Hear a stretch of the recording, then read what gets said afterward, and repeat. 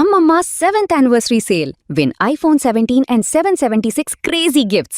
Support చేయండి dosa batter ఫ్రీగా పొందండి.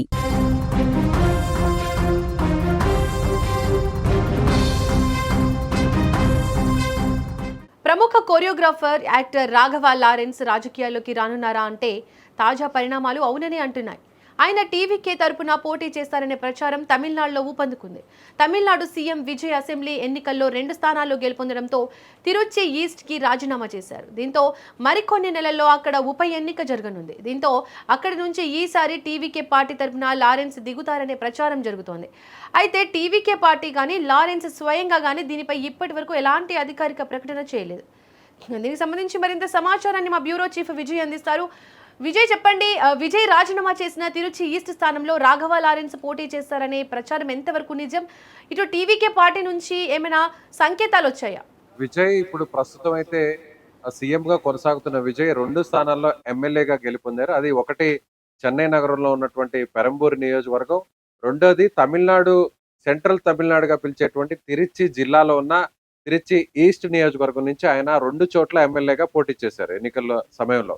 అయితే ఎమ్మెల్యేగా ఎక్కడైనా కూడా ఒక్క స్థానంలోనే కంటిన్యూ చేయాల్సినటువంటి పరిస్థితి ఉంది కాబట్టి, సో ఆయన సీఎంకి ముందు అయ్యేటువంటి సమయంలోనే, అంటే బల నిరూపణ చేసుకునేటువంటి సమయంలోనే ఆ స్థానానికి ఆయన రాజీనామా చేసినటువంటి పరిస్థితి. అంటే ఎక్కడ తిరిచి ఈస్ట్కి సంబంధించి. సో ఇక్కడ మరొక 6 నెలల లోపల, అంటే ఎమ్మెల్యే పదవి పోయిన తర్వాత లేదంటే రాజీనామా చేసిన తర్వాత ఆ స్థానంలో 6 నెలల తర్వాత తిరిగి ఉప ఎన్నికలు జరగాల్సినటువంటి పరిస్థితి ఉంది. కాబట్టి రాబోయేటువంటి ఒక 5 నెలల లోపే ఉప ఎన్నిక జరగాల్సి ఉంది.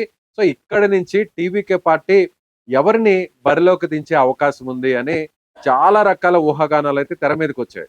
మొదట విజయ్ కుటుంబానికి సంబంధించినటువంటి వ్యక్తులు, ఆయన తండ్రి చంద్రశేఖర్ పోటీ చేస్తారన్నారు. ఆ తర్వాత విజయ్కి అత్యంత ఆప్తురాలుగా ఉన్నటువంటి, సన్నిహితురాలుగా ఉన్నటువంటి త్రిష ఇక్కడి నుంచి పోటీ చేస్తారనేటువంటి ఒక ఊహాగానాలు వచ్చాయి, చర్చ కూడా వచ్చాయి. సో త్రిషని ఇక్కడి నుంచి, అంటే విజయ్ గెలుపొందినటువంటి స్థానం కాబట్టి ఖచ్చితంగా విజయ్ కుటుంబానికి సంబంధించినటువంటి వ్యక్తులే ఇక్కడ పోటీ చేస్తారనేటువంటి ప్రచారం కూడా జరిగింది. కానీ త్రిషని విషయాన్ని ప్రస్తుతానికి పక్కన పెట్టారు. ఆ తర్వాత చంద్రశేఖర్ కూడా పోటీ చేసేటువంటి అంశం ఎక్కడ కూడా పెద్దగా ప్రస్తావనకు తీసుకురాలేదు టీవీకే పార్టీ వర్గాలు. అయితే ఇప్పుడు గత 2 రోజుల నుంచి కూడా తమిళనాడు రాజకీయాల్లో ప్రధానంగా వినిపిస్తున్నటువంటి పేరు రాఘవ లారెన్స్.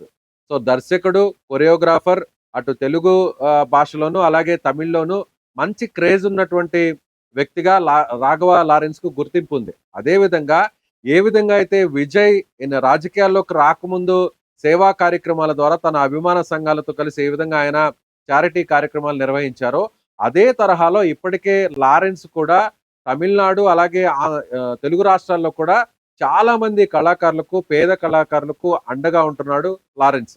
అదేవిధంగా అంగవైకల్యం ఉన్నటువంటి చాలా మంది పిల్లలకు ఒక పెద్ద భరోసాగా నిలిచాడు లారెన్స్. వాళ్ళని చదివించడం, వాళ్ళకి అవసరమైనటువంటి వైద్య సేవలు అందించడం, అలాగే వాళ్ళకి సంబంధించినటువంటి సర్జరీస్ చేయించడం, అలాగే చాలా మంది అనాథ పిల్లల్ని కూడా చదివించడం, అలాగే వాళ్ళకి సంబంధించినటువంటి ఒక ఆర్ఫాన్ హోమ్స్ ని కూడా నిర్వహించడం, ఇలా రకరకాల సేవా కార్యక్రమాలు నిర్వహిస్తున్నాడు లారెన్స్.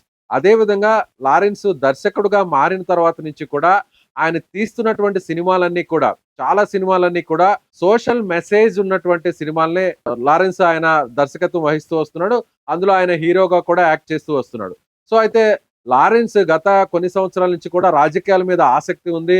సో లారెన్స్ ఏ పార్టీలో జాయిన్ అవుతారు అనేటువంటి ఒక చర్చ తమిళనాడులో చాలా రోజులుగా నడిచింది. అయితే ఎప్పుడైతే విజయ్ పార్టీ పెట్టాడో, రాజకీయాల్లోకి వచ్చాడో, బహిరంగంగా నేరుగా లారెన్స్ బయటకు రావడం జరిగింది. బహిరంగంగా వచ్చి విజయ్ రాజకీయాల్లోకి రావడం అనేది ఒక మంచి శుభ పరిణామం.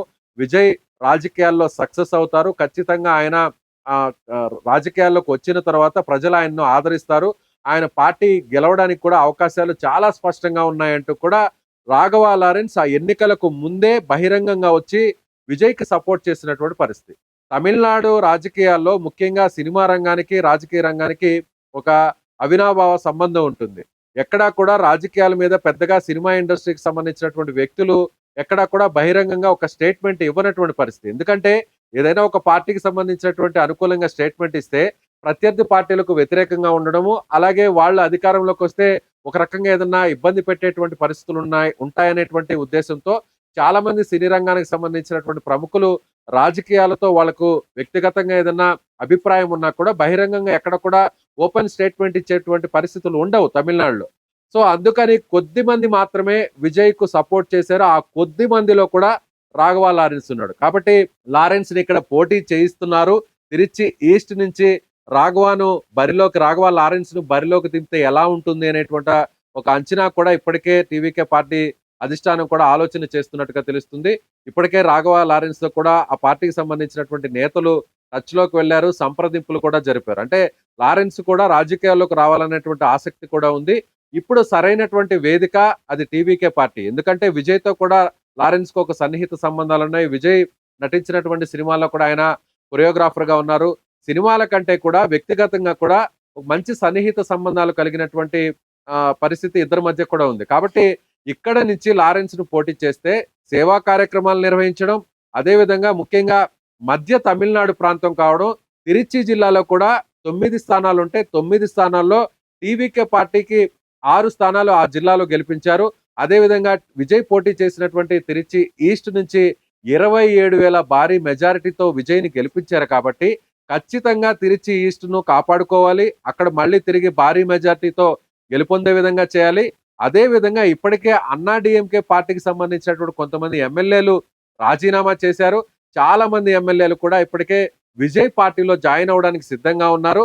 అలాగే డిఎంకే కూడా టీవీకే పార్టీని ఎదుర్కోవడానికి చాలా గట్టిగా కూడా ప్రయత్నాలు చేస్తుంది. ఎక్కడ కూడా టీవీకే పార్టీ ఇక ముందు మరింత బలపడితే అది అన్నా డిఎంకేకు, ముఖ్యంగా డిఎంకే కూడా రాజకీయ పరంగా ఇబ్బంది ఉంటుంది. కాబట్టి సో విజయ్ చరిష్మాను తగ్గించాలి, టీవీకే బలాన్ని కూడా తగ్గించాలంటే జరగబోయే ఈ తిరుచి ఈస్ట్ ఉప ఎన్నికలో గట్టి పోటీ ఇవ్వాలి అనేది కూడా డిఎంకే కూడా ఆలోచన చేస్తున్నట్టుగా మనం చెప్పవచ్చు. అందుకే ఇక్కడ బలమైనటువంటి నాయకుడిని నిలబడితే విజయ్ కి ఉన్న క్రేజ్ ఎక్కడా తగ్గలేదు, టీవీకే పార్టీకి ఎక్కడా ప్రజల్లో అభిమానం తగ్గలేదు అంటే సో ఆ స్థాయి చరిష్మా ఉన్నటువంటి నాయకుడు అది రాఘవ లారెన్స్ గా ఇప్పటికే పార్టీ అధిష్టానం గుర్తించినట్టుగా తెలుస్తుంది.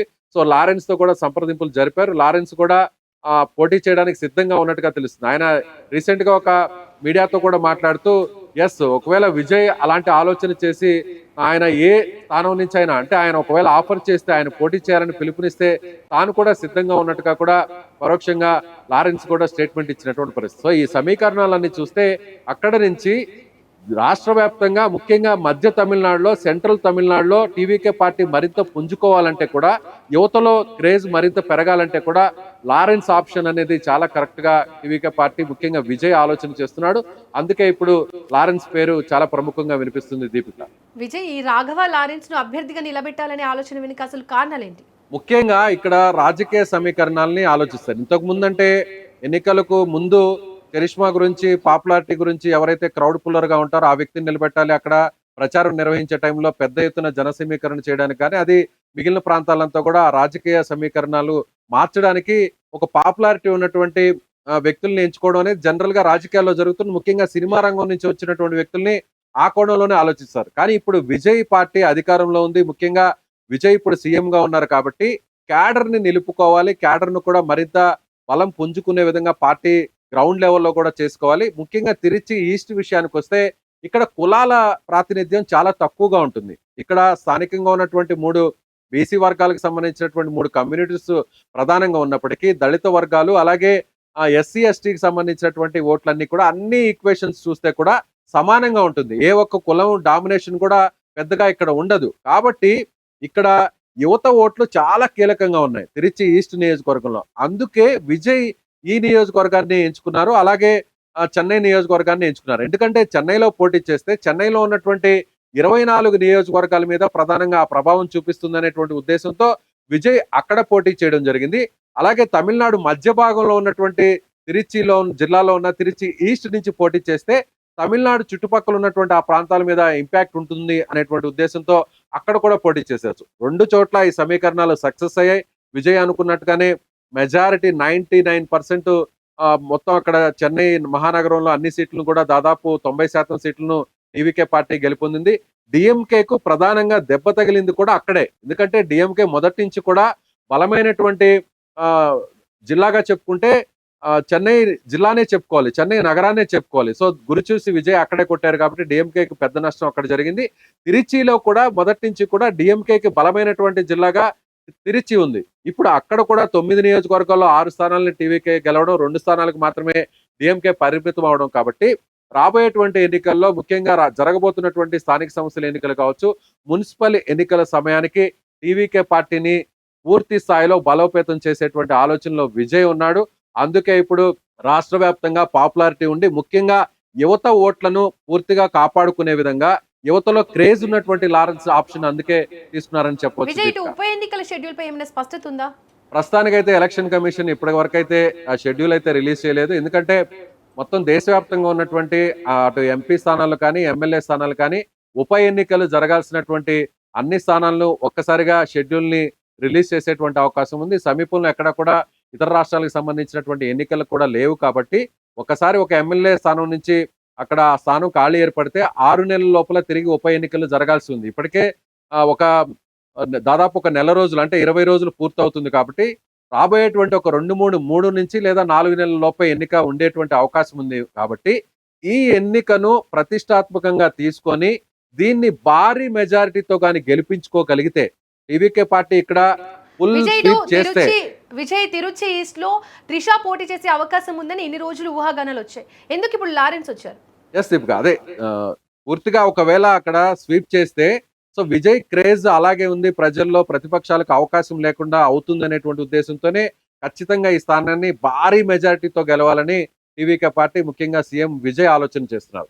ఎస్ మీరు అడిగినట్టుగా త్రిష విషయానికి వస్తే మొదటి నుంచి అభిమానులు కావచ్చు, రాజకీయ వర్గాల్లో చాలా రకాల చర్చలు జరిగాయి, మీడియాలో కూడా అనేక చర్చలు జరిగాయి, విశ్లేషణలు కూడా జరిగాయి. చాలా మంది రాజకీయ నాయకులందరూ కూడా ఖచ్చితంగా ఇక్కడ విజయ్ ఫ్యామిలీయే ఇక్కడ పోటీ చేస్తారు, ఫస్ట్ విజయ్ తండ్రి చంద్రశేఖర్ పోటీ చేస్తారనే ప్రచారం జరిగింది.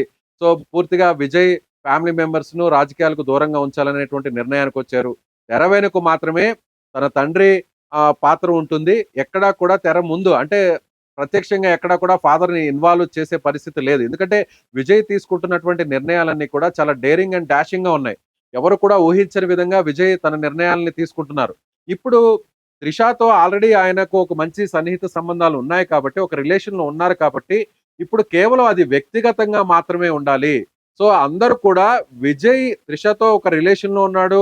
ఆల్రెడీ విజయ్ సతీమణి విజయ్ భార్య ఎన్నికలకు ముందు ఆయన మీద కోర్టులో కేసు వేయడం, విడాకుల ఇష్యూను కూడా పెద్ద ఎత్తున అది వైరల్ కావడం, ఆ తర్వాత విజయ్ ని రాజకీయంగా డ్యామేజ్ చేయడానికి కూడా ప్రతిపక్షాలు ప్రయత్నం చేసే ఇదంతా కూడా జరిగింది. కానీ ఎక్కడా కూడా ఆ విషయాన్ని పట్టించుకోలేదు. కేవలం అది విజయ్కి వ్యక్తిగతమైన జీవితానికి సంబంధించినటువంటి అంశం. అది ఎక్కడా కూడా త్రిషకు విజయ్ రాజకీయాలకి ముడిపెట్టకూడదు అనేటువంటి ఉద్దేశంతోనే ఎవరు కూడా అంశాన్ని పెద్దగా పట్టించుకోకుండానే అందరూ పాజిటివ్ గా తీసుకొని విజయ్ని ఆ స్థాయిలో గెలిపించారు అనేది అందరికీ జగమెరిన సత్యంగా మనం చెప్పుకోవచ్చు. అయితే ఇప్పుడు మళ్ళీ తిరిగి విజయ్ త్రిషకు ఇప్పటికిప్పుడే వెంటనే నేరుగా అక్కడ పోటీ చేస్తే ఒక రాంగ్ మెసేజ్ క్యాడర్ లోకి వెళుతుంది. వ్యక్తిగత జీవితాన్ని అలాగే రాజకీయ జీవితాన్ని ముడిపెట్టడం సరికాదు అనేటువంటి ఉద్దేశంతోనే త్రిష ఆప్షన్ ని ప్రస్తుతానికి పక్కన పెట్టారని చెప్పుకోవచ్చు. రీసెంట్ గా కూడా హీరో అజిత్ కి సంబంధించినటువంటి తల్లి చనిపోయినప్పుడు ఎవరేమనుకున్నా కూడా నేరుగా త్రిష విజయ్ ఇద్దరు నేరుగా కారులోనే వచ్చారు. వచ్చి అది వ్యక్తిగత జీవితానికి సంబంధించినటువంటి వ్యవహారం కాబట్టి ఇద్దరు నేరుగా వచ్చి అక్కడ అజిత్ ని పరామర్శించారు. వాళ్ళ కుటుంబంతో అక్కడ పరామర్శించి కాసేపు ఇద్దరు కూడా ఉన్నారు. అంటే త్రిష అనేటువంటి అంశం విజయ్ కు రాజకీయ జీవితానికి సంబంధించినటువంటి అంశం కాదు, అది పూర్తిగా తన వ్యక్తిగతమైన జీవితానికి సంబంధించినటువంటి అంశం కాబట్టి దాన్ని ఆ కోణంలోనే చూడాలి అనేటువంటి ఒక మెసేజ్ ని ఆయన రాజకీయ వర్గాలకు ప్రజలకు కూడా పంపించారని చెప్పాలి. ఇప్పుడు మళ్ళీ తిరిగి త్రిషను రాజకీయాల్లోకి తీసుకొచ్చి అక్కడ త్రిషను పోటీ చేయిస్తే సో అది రాంగ్ మెసేజ్ కి వెళ్తుంది. ముందు కూడా పార్టీకి వస్తా మైనస్ గా మారేటువంటి అవకాశం ఉంది అనేటువంటి ఉద్దేశంతోనే త్రిష ఆప్షన్ ని పక్కన పెట్టారనుకోవచ్చు. అందుకే ఇప్పుడు రాఘవ లారెన్స్ ఆప్షన్ తీసుకున్నారని అనుకోవచ్చు Deepika. Right Vijay, thank you. Right, ఇక ప్రస్తుతం తమిళనాడు రాజకీయాల్లో రాఘవ లారెన్స్ పేరు హాట్ టాపిక్గా మారింది. విజయ్ ఖాళీ చేసిన తిరుచి ఈస్ట్ స్థానంలో ఇప్పుడు లారెన్స్ పోటీ చేసే అవకాశం ఉంది.